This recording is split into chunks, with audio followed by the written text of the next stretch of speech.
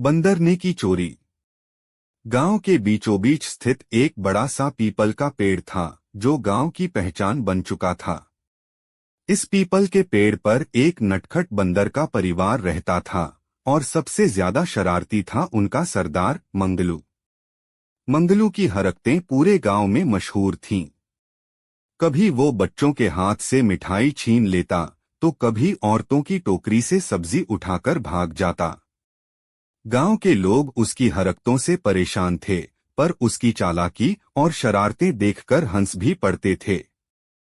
एक दिन गांव के रघु काका ने अपने बगीचे में पकेब के आमों को देखा और खुशी खुशी सोचने लगे, इस बार आम बेचकर अच्छा मुनाफा होगा। उन्होंने अपने पेड़ से सबसे बड़े और रसीले आम तोड़े और उन्हें बड़े प्यार से टोकरी में सजाया। वो आम इतने सुनहरे और रसीले थे कि कोई भी उन्हें देखकर ललचा जाता। रघु काका ने आमों की टोकरी उठाई और उसे घर के बाहर आंगन में रख दिया ताकि कुछ देर धूप में रखने से वो और मीठे हो जाएं। लेकिन ये सब दूर बैठा मंगलू बंदर देख रहा था। उसकी शरारती आंखें चमक उठीं। उसे इन आमों पर तो पहले से ही नजर थी। उसने सोचा, वाह, ये तो सुनहरा मौका है। इन मीठे आमों का स्वाद चखने का मजा ही कुछ और होगा। मंगलू ने तुरंत अपनी योजना बनाई और चुपचाप पेड़ से उतरकर आंगन के पास की दीवार पर बैठ गया। रघु काका तो अपने काम में व्यस्त थे, लेकिन मंगलू की नजरें आमों पर टिकी थीं। जैसे ही उसे मौका मिला, वो छलांग लगाकर आंगन में उतर आया। मंगलू ने जल्दी जल्दी आमों को एक एक करके उठाना शुरू किया और पेड़ पर भागने लगा। लेकिन तभी रघु काका की नजर उस पर पड़ गई। उन्होंने जोर से चिल्लाया, अरे, ये बदमाश बंदर फिर से चोरी कर रहा है। रघु काका ने मंगलू को पकड़ने के लिए दौड़ लगाई, लेकिन मंगलू बंदर इतना चालाक था कि वो एक पल में पेड़ के ऊपर चढ़ गया। ऊपर जाकर उसने रघु काका को चिढ़ाते हुए एक आम तोड़ा और बड़े मजे से खाने लगा। रघु काका नीचे खड़े खड़े गुस्से में बोले, तू एक दिन जरूर पकड़ा जाएगा मंगलू। तब मैं तुझे ऐसा सबक सिखाऊंगा कि जिंदगी भर याद रहेगा।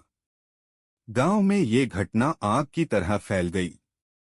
सभी गांव वाले हंसते हुए कहने लगे, मंगलू ने फिर से रघु काका के आमों की चोरी कर ली। लेकिन अब रघु काका का गुस्सा 7वें आसमान पर था।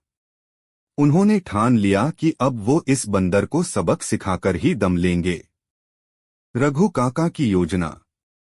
रघु काका ने बहुत सोच समझकर एक योजना बनाई। उन्होंने अगले दिन गांव के सारे बच्चों को बुलाया और कहा, मैंने एक तरकीब निकाली है जिससे हम मंगलू को पकड़ सकते हैं। अगर तुम सब मेरी मदद करोगे तो हम उसे चतुराई से पकड़ सकते हैं। बच्चों को इस योजना में बड़ा मजा आने वाला था, इसलिए सब तैयार हो गए। रघु काका ने सभी को बताया कि वो मंगलू को एक जाल में फंसाने वाले हैं। उन्होंने बच्चों से कहा, हम उसे तब फंसाएंगे जब वो मेरे आम चुराने आएगा। बच्चों ने रघु काका की बात ध्यान से सुनी और उनके साथ काम में लग गए। रघु काका ने एक बड़ा सा जाल बनाया और उसे आंगन में छिपा दिया।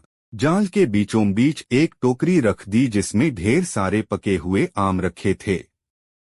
फिर उन्होंने आमों पर मक्खन और शहद भी लगा दिया ताकि आम और भी ज्यादा लुभावने लगें।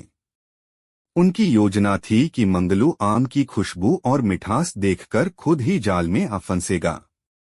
जैसे ही शाम हुई, मंगलू पेड़ से नीचे उतरा।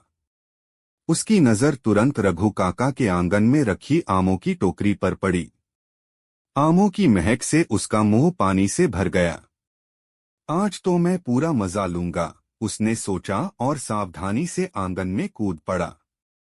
मंगलू धीरे धीरे टोकरी के पास आया और चारों ओर देखा।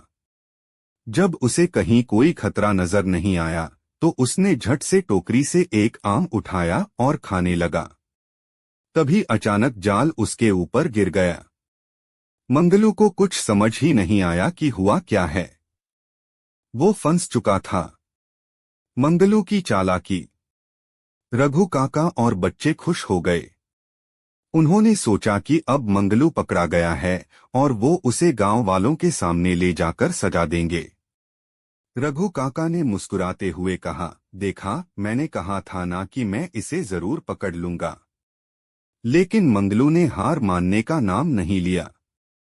उसने अपने चालाक दिमाग का इस्तेमाल किया। उसने सोचा कि अगर मैं अभी भाग नहीं सकता तो मुझे अपनी चालाकी से ही काम लेना होगा।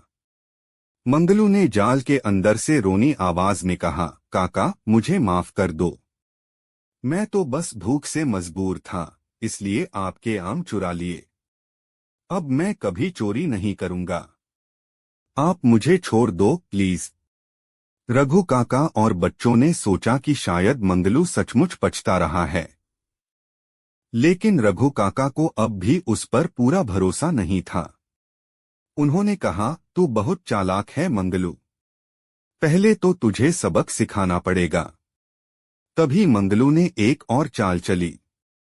उसने कहा, काका, अगर आप मुझे छोड़ देंगे तो मैं वादा करता हूं कि मैं आपके बगीचे की रखवाली करूंगा। कोई भी आपके आम चुराने की हिम्मत नहीं करेगा। आप तो जानते ही हैं मैं कितना तेज हूं। कोई मेरे होते हुए आपके बगीचे में घुस भी नहीं सकता।